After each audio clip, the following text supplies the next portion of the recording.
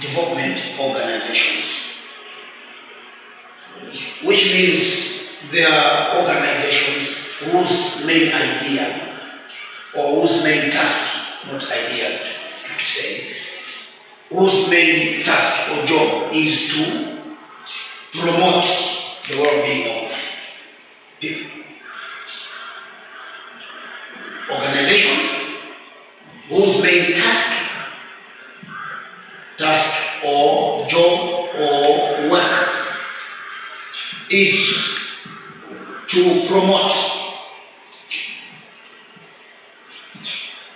the well-being of people. Because this promotion of well-being, that's the development. They want to promote. When you're talking about promotion, it means there was a certain time whereby people were complaining, or by the lot of things were not doing fine. Now, when the message got from organizations which deal with people, they decided to bring some things to boost people's well-being. And by bringing that method of promotion or promoting the well-being of people, it means what we are trying to do was to empower them. So there are some organizations whose main task is to empower people. By empowering people, it means they are enhancing their well-being. They are promoting their well-being. They are taking people from level A to level B or to another level. Because when we talk about development goes in a process. It moves from point A to point B, from point B to point C up to a certain level. So it keeps on going upward on a positive side, not on a negative side. When we're talking about development or when we're talking about empowerment, you are adding value to people's lives. That's empowerment. So it was very common, more especially in the early 90s up until today. 1980s, 1990s up until today. So that's all about empowerment. So to define empowerment is a little bit tricky. It depends on who is defining the term empowerment, on what scenario. So it's hard to define empowerment. No wonder they're saying there is a range of definitions and approaches used by different organizations. It depends. But for the sake of our course, listen to this. Empowerment is a process in which the disadvantaged are empowered to exercise their rights and also obtain access to resources and further participate actively in the process of shaping society and making decisions. I'll be picking some words from that definition, the first one. Empowerment is a process. Empowerment is a process. And in this process, you are looking at a person or a group of people who are known as disadvantaged or who are in the periphery of the society, in the edge of the society. And those people don't have, or they are lacking access to opportunities. They are lacking access to opportunities. Maybe they can't access, or they can't have an access to education, or they can't have an access to social amenities, etc., etc. So organizations can come in and chip in to rescue such kind of people by promoting their well-being. And again, it could be there's a group of people who are not accessing their rights, or their rights are being impeached.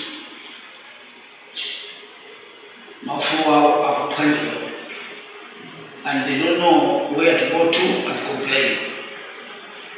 So if there is a certain group which can come in to say, no, you are supposed to stand up and fight for your rights, or when you stand up and fight for your rights, so that's empowerment.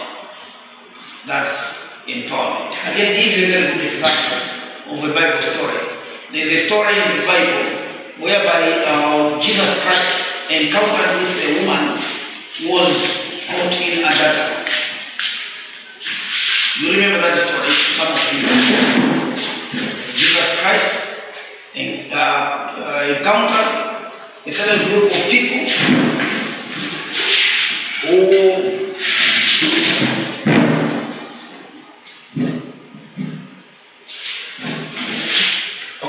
So Jesus Christ met a certain group of people. We are talking something who wanted to do something to a woman who was caught in adultery. So the society condemned that woman. The society, in the first place, condemned that woman by using a term sin. Adultery being a sin. And Jesus Christ chips in to say, who amongst you did not sin? If you know for sure you haven't sinned before, then you can do whatever you want to do. So that woman, in the first place, was condemned by society. But Jesus Christ, when he came in, he rescued that woman in the first place. And secondly, by just asking that question to those men who doesn't have a sin here, then they have sinned before, so they stopped whatever they were planning to do. That woman was encouraged because Jesus Christ later on, instead of condemning her, he said, woman, go home and sin no more. So which means she was empowered. That was a moral process. Simply because this community condemned her, but Jesus Christ did not condemn her. He welcomed her and then advised her on what she was supposed to do. So that's empowerment. Again, there are some organizations which can come in the community to help women by giving them what do you call it?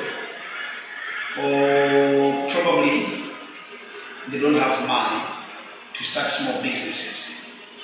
It can be given 1,000 each, maybe to start a small business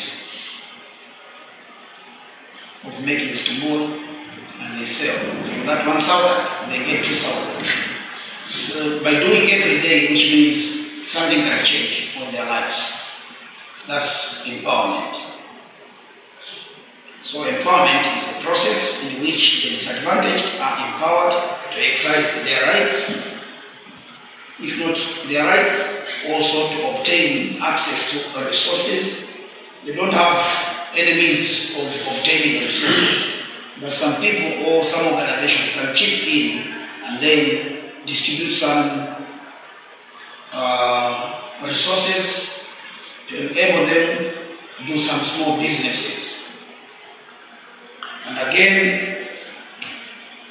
some people in the society, they are discriminated against, but there are some organizations which can chip in and then accommodate or allow those people who are being discriminated against and allow them to participate actively in some activities in the society. You can also agree with me to say, where there are women where there are men, maybe the majority of men are probably dominating the discussion. You can agree with me, more especially in the villages. You can see there's a group of people, and from that group of people, men are dominating that group. It's very rare for a woman to be given the chance to contribute in discussions where men are present. So by giving an opportunity to women to say something, to add something to the discussion, which means they are being empowered. They are being empowered. So it's very common. These things do happen in our society. So that's empowerment. Again, empowerment is a political concept. It can be also termed as a political concept that involves a collective struggle against oppressive social relations. Empowerment is a political concept that involves a collective struggle against oppressive social relations. When empowerment is brought, it means it wants to set someone who is discriminated, probably discriminated against, or who is oppressed, who doesn't have any say. So empowerment is supposed to come in. Empowerment is supposed to come in. When you talk about political issues, most of political positions, mostly we see men are dominating. Even in parliament, you can agree with me. If you go in parliament, you can see the total number of members of parliament. It's not 50-50. If you have 193 parliamentarians, it's not half. Those parliamentarians you see, the big chunk belongs to men. But it's good that this time around, women are being empowered to participate in political positions. That's the way to go. That's empowerment. I don't know if you have anything to ask or to say, any comment or question on empowerment.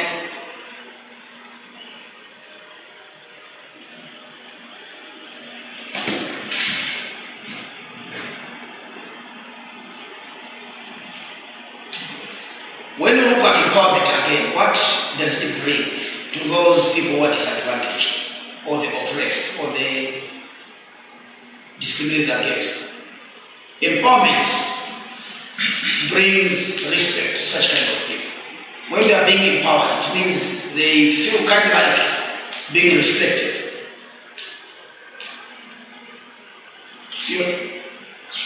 And I mean, I'm not going to say on your communities. The moment you empower them, do they not feel respected, dignified? Are they not? I'm asking you guys. You're not so confused. 20 definition. Dot number 3. Point number 3. What does it say?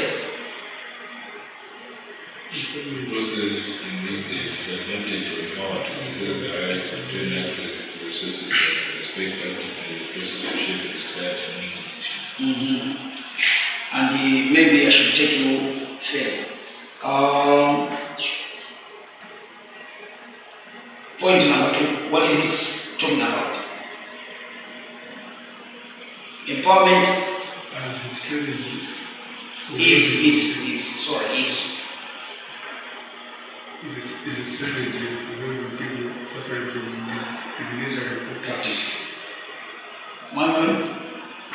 empowerment is a strategy or is a method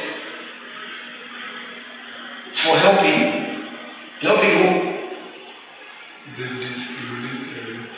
People who are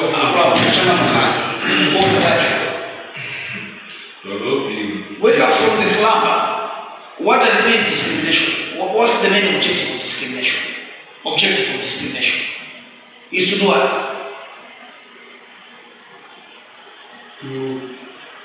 To exclude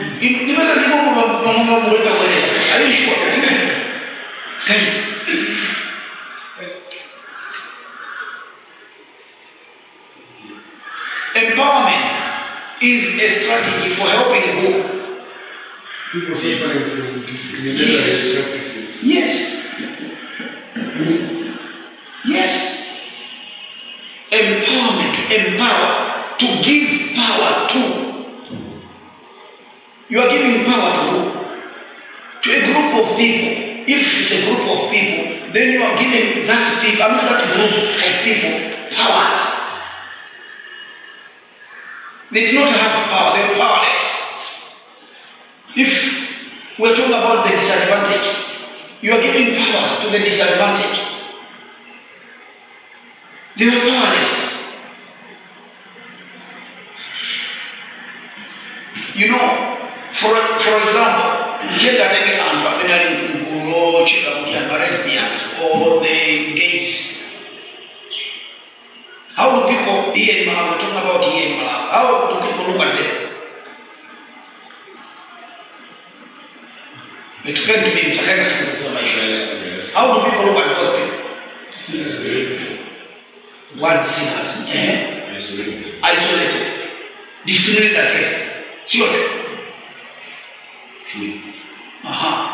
So those people need to be empowered. Empowerment in which area? You should not condemn. And even the Bible itself, where this way. Maybe it's about counseling for them to come back into their senses. That's empowerment as well. You know those people, it means upstairs here, something is lacking. According to what the position just said. You know therefore they need counseling to be counseled. The act of counseling, that's empowerment. By bringing counseling, that's empowerment. You want to empower them, to give them power. Power organism. They are powerless in their thinking.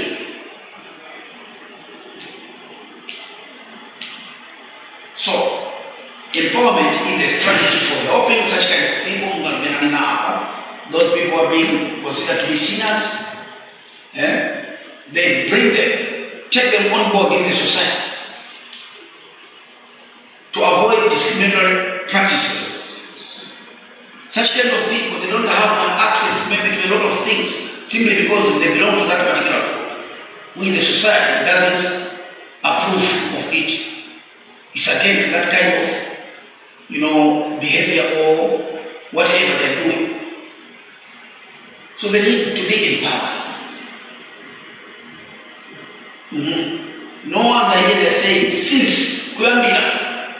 since the 1980s, the theme of empowerment has become central to the work of many development organizations, which means there are a lot of development organizations. With this kind of organization, their main idea is to develop, to do what?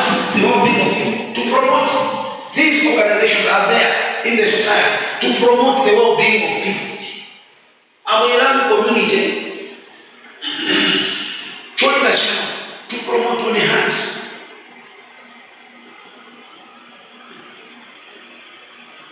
To enhance the well-being of people.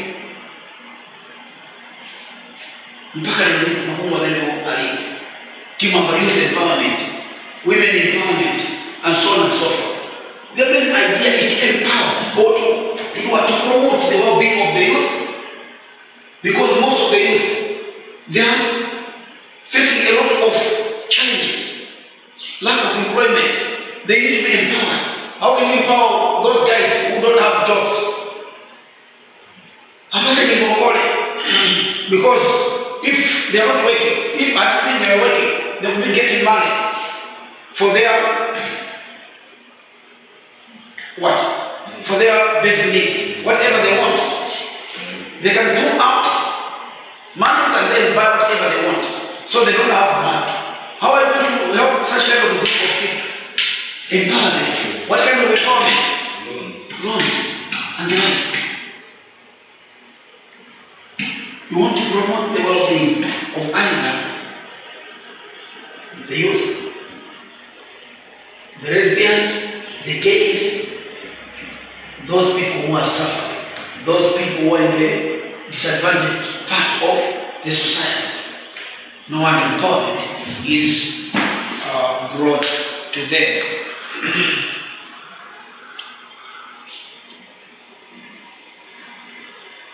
Now, how did the issue of empowerment begin? The background of empowerment.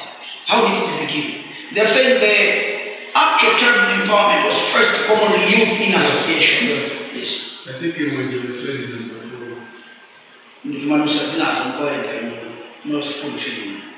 I've given you these things in the Santa benediction of the we now go design.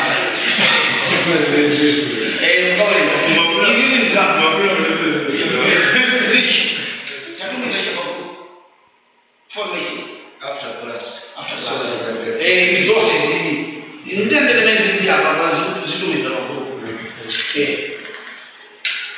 So what you're supposed to be taking from a short notes in many class.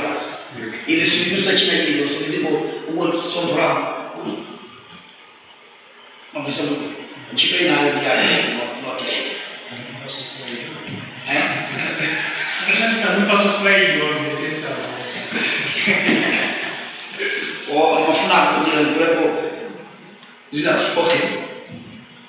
Now, I was saying the issue of the politics.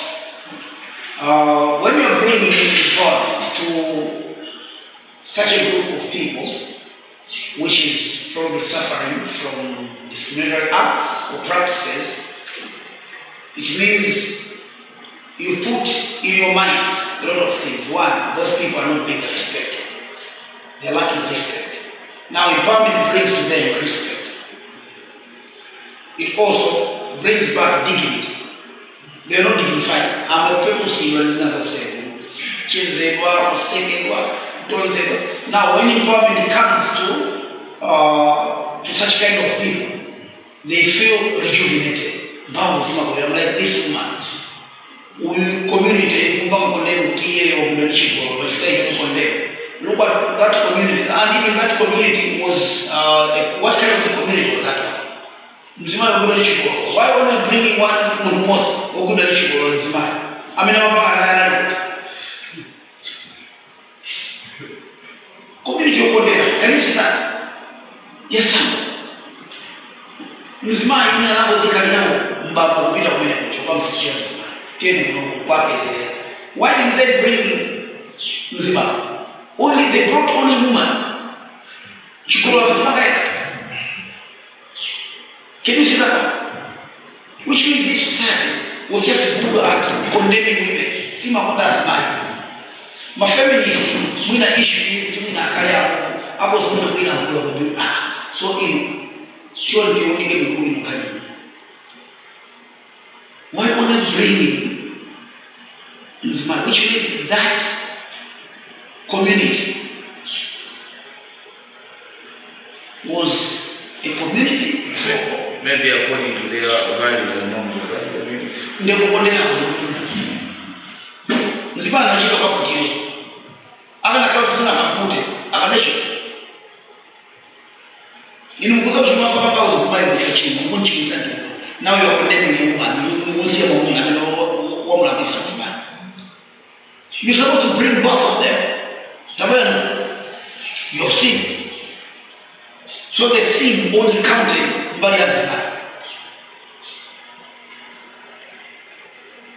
So which means women in this kind of society, we are powerless. You are not a sexual desire, just like how those men are. As man has sexual desire, as man has sexual desire. Mzima wako alisexual desire bila mwanamke. Zake zake. Kama mzimani That's not war. That's not war. So, when we're talking about empowerment, it means we are involving mutual respect. Remember, we're involving, line number 2, you're involving mutual respect. Again, you're bringing in empowerment. It means you're looking at the area of critical reflection, like the way how Jesus Christ did. He critically reflected the scenario of the issue. So, he critically looked into that scenario. He reflected. These people are condemning this woman by saying she has sinned. Who is perfect here? Who is holy?